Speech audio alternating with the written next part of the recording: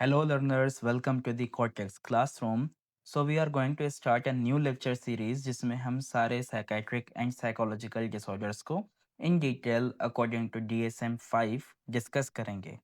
DSM-5 basically एक manual है जो अमेरिकन साइकेट्रिक एसोसिएशन की जानिब से पब्लिश किया जाता है।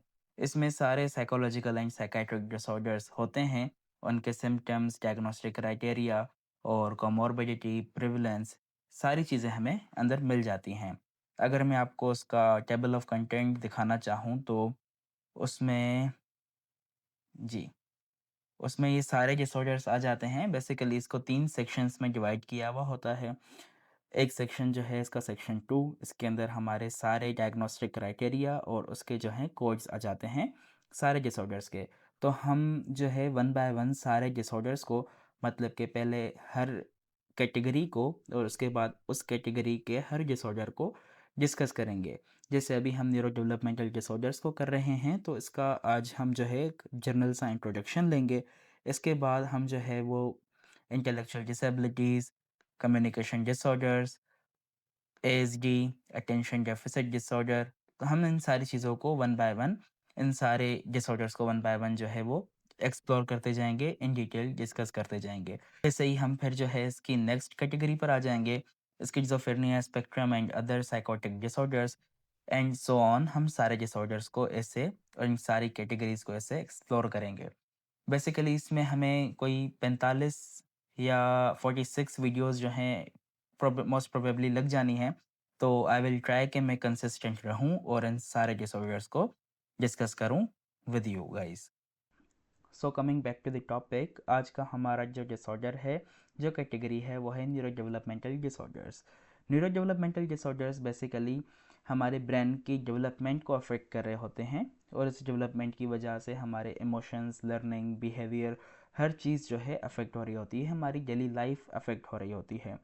ये सारे डिसऑर्डर्स जो हैं न्यूरो डेवलपमेंटल डिसऑर्डर्स चाइल्डहुड में ही डायग्नोज हो जाते हैं और ये चलते हैं एडल्टहुड तक परसिस्ट करते हैं, मतलब एग्जिस्ट कर रहे होते हैं। और DSM-5 TR जो है इसको एक अलग कैटेगरी दी हुई है, इसको एक अलग क्राइटेरिया दिया हुआ है न्यूरो डेवलपमेंटल डिसऑर्डर्स को, जिसके अंदर काफ़ी ज़्यादा डिसऑर्डर्स आते हैं। Intellectual disabilities, communication disorders, ASD, ADHD, specific learning disorders, motor disorders और इसके अलावा जितने भी बच जाती हैं या जो भी अभी तक जिनको एक डिसऑर्डर कंसीडर नहीं किया गया उसको जो है अदर न्यूरो डेवलपमेंटल डिसऑर्डर्स में रखा गया है। सो अगर हम इसकी डेफिनेशन को देखें तो ये हम इसको ऐसे डिफ़ाइन कर सकते हैं कि ये ऐसे डिसऑर्डर्स हैं जो अफेक्ट करते हैं हमारी कॉग्निटिव एबिलिटीज़ को। कॉग्निटिव एबिलिटीज़ हमारी रीजनिंग, हमारी लर्निंग, हमारी रीजनिंग को, सब चीज़ों को। इसके अलावा सोशल इंटरेक्शन कि हम कैसे इंटरेक्ट करते हैं लोगों के साथ, अपने पीयर्स के साथ, इस सारी सोशल इंटरेक्शन को जो है वो अफेक्ट कर रहे होते हैं। तीसरी जो इसकी है वो है मोटर स्किल्स, मोटर स्किल्स पर ये अफेक्ट कर रहे होते हैं। और इसके बाद जो है वो है कम्युनिकेशन एंड बिहेवियर। तो ये जो हैं ये सारे अर्ली चाइल्डहुड में ही डायग्नोस हो जाते हैं और इनके जो कॉजेज़ हैं वो जेनेटिक भी हो सकते हैं, एनवायरमेंटल भी हो सकते हैं, पेरीनेटल भी हो सकते हैं या न्यूरोलॉजिकल भी हो सकते हैं। मतलब कोई भी इसका एक स्पेसिफिक कॉज़ जो है वो लिखा नहीं हुआ कि ये इस कॉज़ की वजह से हुआ है। एक हम एग्ज़ाम्पल देख लेते हैं इसमें पेरीनेटल की में, कि अगर एक बच्चा जो है जब वो उसकी मदर प्रेग्नेंट थी, कोई भी जो है लेडी प्रेगनेंसी के ड्यूरिंग कोई भी अल्कोहल या कोई भी सब्सटेंस जो है वो यूज़ करती हैं, तो जब उसका बच्चा हो जाता है, वो बच्चा किसी भी लर्निंग डिफ़िकल्टीज़ से गुज़र सकता है या पुअर इम्पल्सिव कंट्रोल हो सकता है उसका। तो ये सारे हमारे पास एग्ज़ाम्पल्स आ जाते हैं। इसके बाद हम अगर देखें तो इंटेलेक्चुअल डिसेबिलिटीज़, हमने जैसे देखा कि ये सारे डिसऑर्डर्स जो हैं वो न्यूरो डेवलपमेंटल डिसऑर्डर्स में आते हैं। अब इन डिसऑर्डर्स को हम वन बाय वन एक-एक वीडियो में डिस्कस करेंगे। लेकिन इस वीडियो में हम जो है इनका एक जनरल सा इंट्रोडक्शन ले रहे हैं, जिससे हमें नो हाउ हो जाए कि इन डिसऑर्डर्स में आखिर होता क्या है। सो इंटेलेक्चुअल डिसेबिलिटीज़ जो हैं इसकी अगर हम डेफिनेशन को देखें तो इसमें वो बच्चे या वो इंडिविजुअल ले कर रहे होते हैं जो इंटेलेक्चुअल फंक्शनिंग नहीं कर पाते। इंटेलेक्चुअल फंक्शनिंग जैसे कोई रीजनिंग हो गई, क्रिटिकल थिंकिंग हो गई, ये सारी चीज़ों पर वो जो है वो डेफिसिट्स होते हैं। इसके बाद एडाप्टिव बिहेवियर अपने डेली लाइफ के बिहेवियर हो गए, दूसरों को देख के सीखना या ऐसे ही बिहेवियर्स जो हमें जो है डेली लाइफ फंक्शनिंग में हेल्प कर रहे होते हैं, डेली लाइफ फंक्शनिंग में एसेंशियल होते हैं, वो जो हैं ये नहीं कर पाते। इसके बाद अगर हम देखें तो डीएसएम में हमारे पास लेवल्स दिए हुए होते हैं कि भाई इसका सीवियरिटी लेवल कौन-सा है। तो इंटेलेक्चुअल डिसेबिलिटी के जो सीवियरिटी लेवल हैं उसमें आ जाती है ये माइल्ड, मॉडरेट, सीवियर और प्रोफाउंड वाली कैटेगरी, मतलब less severe to high severe. तो इसकी सीवियरिटी का लेवल मिल जाता है। उसके बाद हम कॉजेज़ को देखें तो उसमें हमारे जेनेटिक कंडीशंस जो हैं मोस्ट प्रोबेबली इंटेलेक्चुअल डिसेबिलिटीज़ में आ जाती हैं। जेनेटिकल कंडीशंस में एक यहाँ पर लिखी हुई है जैसे डाउन सिंड्रोम। तो डाउन सिंड्रोम वाले जो बच्चे आपने देखे होंगे, उनको जो है वो इंटेलेक्चुअल फंक्शनिंग उनकी थोड़ी-सी लो होती है। इनके इसके अलावा उनके जो है एडॉप्टिव बिहेवियर्स बहुत ज़्यादा जो है ना नहीं कर पाते वो। तो अगर आपने बच्चे देखे हुए हैं तो ठीक है, वरना मैं ट्राई करता हूँ कि मैं जो है ना आपको दिखा दूँ कि ये बच्चे दिखते कैसे हैं, तो आप समझ जाएँगे।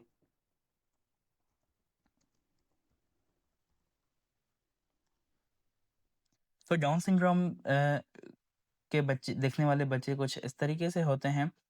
डाउन सिंड्रोम बेसिकली एक जेनेटिकल कंडीशन है जिसमें जो है बच्चे जो हैं इस तरीके के हो जाते हैं कि एक तो उनके फिजिकल चेंजेस आ रहे हैं, इसके अलावा एक जेनेटिकल कॉज की वजह से डाउन सिंड्रोम हुआ, और इस डाउन सिंड्रोम वाली कंडीशन की वजह से हम जो देखना चाह रहे हैं, हमारा जो मकसद है वो है इंटेलेक्चुअल डिसेबिलिटी। तो उनमें एक इंटेलेक्चुअल डिसेबिलिटी भी आ गई कि उनके एडाप्टिव बिहेवियर्स नहीं होते। इसके अलावा ब्रेन इंजरीज़ हो गई या एनवायरमेंटल फैक्टर्स हो गए, इनकी वजह से भी ये इंटेलेक्चुअल डिसेबिलिटीज़ आ सकती हैं। और इनका इम्पैक्ट डायरेक्टली होता है लर्निंग पर, प्रॉब्लम सॉल्विंग पर, कम्युनिकेशन पर और हमारी डेली लाइफ एक्टिविटीज़ पर, मतलब हमारी ओवरऑल फंक्शनिंग पर इंटेलेक्चुअल डिसेबिलिटीज़ बहुत ज़्यादा असर कर रही होती हैं। इसके बाद आ जाता है कम्युनिकेशन डिसऑर्डर। कम्युनिकेशन डिसऑर्डर में बेसिकली 4 कंडीशंस हैं: language disorder, speech sound disorder, childhood onset fluency disorder and social communication disorder. जैसे इनके नाम से ही हमें पता चल रहा है कि इनके अंदर क्या होगा। जो इस कंडीशन से सफ़र कर रहे होंगे, वो किस चीज़ में डेफ़िसिट होंगे। तो हम इसको एक एग्ज़ाम्पल के थ्रू हम देख लेते हैं। ये तो आप इनकी डेफ़िनेशंस थोड़ी-थोड़ी सी आपको यहाँ पे मिल जाएँगी कि क्या होती हैं, वो आप यहाँ से रीड आउट कर कीजिएगा। मैं आपको थोड़ा-सा इनकी जो है ना कंडीशंस का बताता हूँ एक एग्ज़ाम्पल के थ्रू, कि लैंग्वेज डिसऑर्डर जो होता है उसमें बच्चा जो है वो समझ रहा होता है, वो अंडरस्टैंड करता है सिंपल जो है इंस्ट्रक्शंस को, पर वो स्ट्रगल कर रहा होता है सेंटेंसेस को और एक्सप्रेस करने में अपनी थॉट्स को। वो अपनी थॉट्स को एक्सप्रेस नहीं कर पाता। वो स्ट्रगल करता है पूरे-पूरे सेंटेंस बोलने में। वो थोड़ा-थोड़ा बोलता है, कम-कम बोलता है, और इसके अलावा जो है वो लैंग्वेज को समझ भी कम पाता है। इसके अलावा अगर हम देखें जो स्पीच साउंड डिसऑर्डर है, उसमें आपने कोई बच्चा देखा होगा जिसको स्पीच साउंड डिसऑर्डर का जो होगा, सफ़र कर रहा होगा उसे, तो वो बच्चे जो हैं वो रैबिट को मिसाल के तौर पे वैबिट बोल रहे होते हैं। वैबिट, रैबिट को बोलेंगे वो वैबिट। तो ऐसे करके उनकी फ्लुएंसी में थोड़ा-सा प्रोनंसिएशन में या आर्टिकुलेशन में थोड़ा-सा मसला आ जाता है। इसके अलावा हमारे पास है जो चाइल्डहुड ऑनसेट फ्लुएंसी डिसऑर्डर। तो इस पर मेरे ख्याल से तो काफ़ी ज़्यादा मूवीज़ भी बनी हुई हैं। इसको अगर हम देखें तो वो जो है ना बच्चे कुछ इस तरीके से बोलते हैं। वो अगर कोई नॉर्मल बच्चा बॉल बोलता है तो वो ब ब ब ब बॉल करके जो है इसको प्रोनाउंस करेगा। तो ऐसे ही हमारे पास आ जाता है ये सोशल कम्युनिकेशन डिसऑर्डर। इसमें जो है बच्चा फ्लुएंटली बोल तो रहा होता है, लेकिन वो जो एक सरकज़म वाले क्यूज़ होते हैं, जो एक आजकल डार्क ह्यूमर वाला चल रहा है ना, कि एक ह्यूमर उसका क्या है, उस बात के पीछे मकसद क्या है, उस बात के पीछे जो है बैक स्टोरी क्या है, एक वर्ड से सारी चीज़ें समझ जाते हैं ना हम। तो ये जो हैं बच्चे जो सोशल कम्युनिकेशन के डिसऑर्डर के जो हैं शिकार होते हैं, वो ये सारी चीज़ें समझ नहीं पाते। मतलब वो उनके साथ अगर कोई सरकज़म करेगा तो वो उसको सच समझ लेंगे, क्योंकि उनमें ये एबिलिटी नहीं है कि वो अंडरस्टैंड करें सारी एक कंडीशन को, उसकी जो है एक कम्युनिकेशन वे उनका जो है वो वैसा नहीं होता। इसके बाद हमारे पास आ जाता है एएसडी, ऑटिज़म स्पेक्ट्रम डिसऑर्डर। इसकी प्रेवलेंस बहुत ज़्यादा अभी बढ़ती जा रही है, जैसे कि हमें पाकिस्तान में भी नज़र आ रही है। तो इसके कोर सिम्टम्स जो हैं वो एक तो ये है कि इम्पेयर्ड सोशल कम्युनिकेशन, इनका कम्युनिकेशन बिल्कुल लो होता है। अगर हम एएसडी को वैसे ही जनरली जो है देखें तो एएसडी जो है एक स्पेक्ट्रम कंडीशन है, मतलब कि इसके जो सिम्टम्स हैं ना वो सिवियरिटी में होते हैं और वैरायटी में होते हैं। इसका जो है एक एग्जांपल ले लें तो जो बच्चा है एएसडी वाला वो आई कांटेक्ट को अवॉइड करता है, वो रिस्पॉन्ड नहीं करता उनके नाम पर, आप उनको जितना भी बुलाएं। इसके अलावा वो जो है ना वो अकेला खेलना पसंद करते हैं। तो इनकी ये सारी चीज़ें आ जाती हैं। इनकी जो कोर सिम्टम्स हैं वो ये हैं कि इम्पेयर्ड सोशल कम्युनिकेशन लो होता है या इम्पेयर्ड होता है। और इसके अलावा रिपीटेटिव बिहेवियर्स उनके, एक चीज़ को वो बार बार दोहराते हैं। अगर बाजू हिलाएगा तो वो उस आम को अपनी को हिलाता ही रह जाएगा। और इसके अलावा जो है इनके रिस्ट्रिक्टेड इंटरेस्ट होते हैं, एक चीज़ में इंटरेस्ट नहीं होगा तो वो बिल्कुल ही नहीं लेंगे, और अगर एक चीज़ में इंटरेस्ट होगा तो वो उसमें बहुत ज़्यादा लेंगे। जैसे हमें बहुत ज़्यादा एक आर्टिस्टिक फ़ीचर्स मिल जाते हैं एएसडी वाले बच्चों में। इसके अलावा सेंसरी प्रोसेसिंग इश्यूज़ होते हैं, या ओवर सेंस कर रहे होते हैं, या चीज़ों को बिल्कुल सेंस नहीं करते। मतलब जो हमारे 5 सेंसेस हैं मैं उनकी बात कर रहा हूँ कि वो उनको प्रोसेस करने में उनको इशू होते हैं। जैसे अगर हम टच का सेंस देख लें तो या तो वो टच को बहुत ज़्यादा फील करेंगे, या तो वो बिल्कुल जो है उसको फ़र्क ही नहीं पड़ेगा। इसके अलावा हम सेवरिटी लेवल्स को देखें तो इसमें लेवल 1, 2 और 3 है। लेवल 1 में जो है उनको रिक्वायर होती है सपोर्ट की, लेवल 2 में उनको जो है थोड़ी सी कम सपोर्ट की ज़रूरत होती है। और उसके बाद अगर हम लेवल 3 को देखें तो उस कम से भी जो थोड़ी और कम होगी वो सपोर्ट चाहिए होगी। मिसाल के तौर पे कि अगर एक बच्चा जो है वो एएसडी का है शिकार, तो वो बार बार रिपीटेटिव बिहेवियर्स कर रहा है, तो अपनी डेली लाइफ फंक्शनिंग जैसे खाना खाना या फिर शू लेसेस को बांधना वो नहीं कर पाएगा। उसको जो है शूज़ तक या स्लीपर्स तक उसकी मदर, गार्डियन या जो है उसका केयर टेकर जो है वो पहना रहा होता है, तो उसको उसकी बहुत ज़्यादा ज़रूरत होती है। जो लेस सिवियर होगा, जो लेवल 2 में ले कर रहा होगा, उसको उसकी थोड़ी सी कम होती है, मतलब कि वो खुद भी एफर्ट डालेगा और उसको सपोर्ट जो करने वाला है वो भी कर रहा होगा। और उसके अलावा लेवल जो 3 है उसमें सेम वही बात आ गई, या तो वो इंस्ट्रक्शंस पर काम करेगा कि उसको इंस्ट्रक्शंस की नीड होगी, या तो समहाउ थोड़ी सी उसको हेल्प की नीड पड़ेगी। तो इसके बाद हम आ जाते हैं एडीएचडी पर, attention deficit hyper activity disorder. तो इसके बेसिकली 3 टाइप्स हैं। 3 टाइप्स को अगर मैं आपको एग्जांपल्स के साथ थोड़ा सा समझाऊं तो इसकी जो प्रीडोमिनेंटली इनअटेंटिव टाइप है वो कुछ इस तरीके से होती है कि अगर कोई स्टूडेंट है वो क्लास में डे ड्रीम कर रहा है, वो भूल जाएगा उसके होमवर्क को, उसके जो है बिलोंगिंग्स को, वो कहाँ पर है, वो जो है किसी चीज़ में इंटरेस्ट नहीं होगा, वो जस्ट डे ड्रीम कर रहा होगा, अपने ख्यालों में होगा, और ये फ्रिक्वेंटली होगा। इसके बाद जो है हमारा हाइपर एक्टिव इम्पल्सिव टाइप, इसमें जो है वो बच्चा जो है वो एक जगह पर बैठ नहीं पाता, ये वो रन करता है, भागता है, एक्सेसिवली जो है इंटरप्ट करता है दूसरों को, और बातें करता है, चीखता है, चिल्लाता है, या फिर मतलब कि एक हाइपर एक्टिव इंसान आप समझ लें कि वो बच्चा बहुत ज़्यादा हाइपर एक्टिव होता है। इसमें जो हमारे पास है टाइप कंबाइंड टाइप, जिसको हम ADHD-C बोलते हैं, उसमें ये दोनों चीज़ें होती हैं। मतलब एक बच्चा जो है वो पुअर अटेंशन भी शो कर रहा होता है, और उसके साथ साथ एक्सेसिव मूवमेंट्स भी उसकी हो रही होती हैं। इसके सिम्टम्स को देखें तो इसकी इन बच्चों में जो है इनअटेंशन होती है, उनकी जो फोकस है बिल्कुल कम होता है, वो बहुत मुश्किल से फोकस कर पाते हैं, चीज़ों को जल्दी भूल जाते हैं।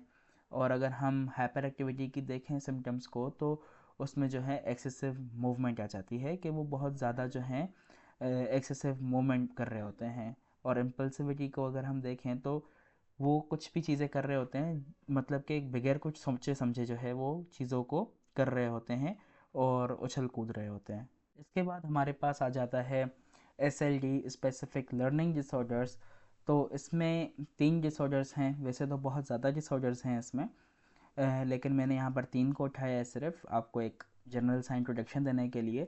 तो इन बच्चों में जिनमें स्पेसिफिक लर्निंग डिसऑर्डर्स के बच्चे जो होते हैं उनको लर्निंग में काफ़ी ज़्यादा इश्यूज़ होते हैं, मतलब एकेडमिक स्किल्स को जो हैं वो परफॉर्म सही से नहीं कर पा रहे होते। मतलब उनकी इंटेलिजेंस जो है वो तो नॉर्मल होती है, लेकिन एकेडमिक डिफ़िकल्टीज़ उनको बहुत ज़्यादा होती हैं, एकेडमिक स्किल्स को वो पिक नहीं कर पाते। जैसे इसकी एक एग्जांपल यहाँ पर है टाइप में कि डिसलेक्सिया, और जिसमें जो है रीडिंग या इंटरप्रेटिंग वर्ड्स में उनको बहुत ज़्यादा इशू आ रहा होता है। इसको अगर मैं आपको दिखाना चाहूँ कि उनको चीज़ें कैसे नज़र आती हैं तो अच्छा हो जाएगा।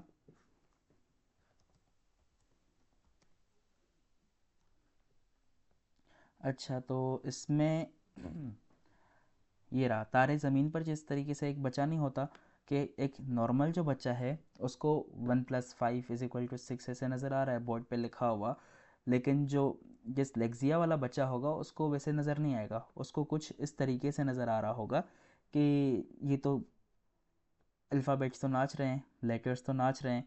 तो ये सारा सीन होता है डिसलेक्सिया वालों के साथ। इसके अलावा डिसकैल्कुलिया होता है, जिनको मैथमेटिक्स के कॉन्सेप्ट समझने में बहुत ज़्यादा मुश्किल होती है। डिसग्राफिया होता है, जिनको राइटिंग या स्पेलिंग्स में बहुत ज़्यादा डिफ़िकल्टीज़ होती हैं। और इसकी जो है वो इंटरवेंशंस यही हैं कि स्पेशल एजुकेशन थेरेपी या उनके जो है इंडिविजुअलाइज्ड लर्निंग प्लान्स, जिनको हम आईईपीज़ बोलते हैं, उनसे ये जो हैं वो काफ़ी ज़्यादा बेहतर हो जाते हैं। सो इसके बाद आ जाते हैं motor disorders. Motor disorders basically जो हैं वो डिसऑर्डर्स हैं जिनमें अफेक्ट हो रही होती है हमारी मूवमेंट, कोऑर्डिनेशन या हमारा मोटर कंट्रोल।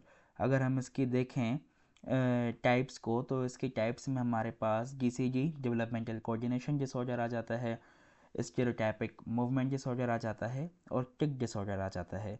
अगर हम इसकी एग्जांपल्स को देखें, एक एक डिसऑर्डर के एग्जांपल को, क्योंकि एक जनरल सा इंट्रोडक्शन है, तो एक बच्चा जो है वो फ्रिक्वेंटली ड्रॉप कर रहा है ऑब्जेक्ट्स को। वो पेंसिल उठा रहा है गिरा रहा है, पेंसिल उठा रहा है गिरा रहा है, उसे हाथ में नहीं आ रही, या वो अपने शू लेसेस को बांध नहीं पा रहा, या जो है उसकी बहुत ज़्यादा पुअर हैंड राइटिंग है क्योंकि वो पेंसिल को सही तरीके से पकड़ नहीं पा रहा। तो ये डेवलपमेंटल कोऑर्डिनेशन डिसऑर्डर होता है, जिसमें उसको जो है ना पुअर मोटर स्किल्स होते हैं, और वो जो है ना वो बहुत क्लमजी सा होता है। इसके बाद हमारे पास आता है स्टीरियोटाइपिक मूवमेंट डिसऑर्डर, जिसमें एक बच्चा जो है रिपीटेडली अपनी बॉडी को मूव कर रहा होता है, या अपने जो है ना सर को हिला रहा होता है जब वो स्ट्रेस में होता है। ऐसी चीज़ें वो तभी करता है जब वो स्ट्रेस में होता है।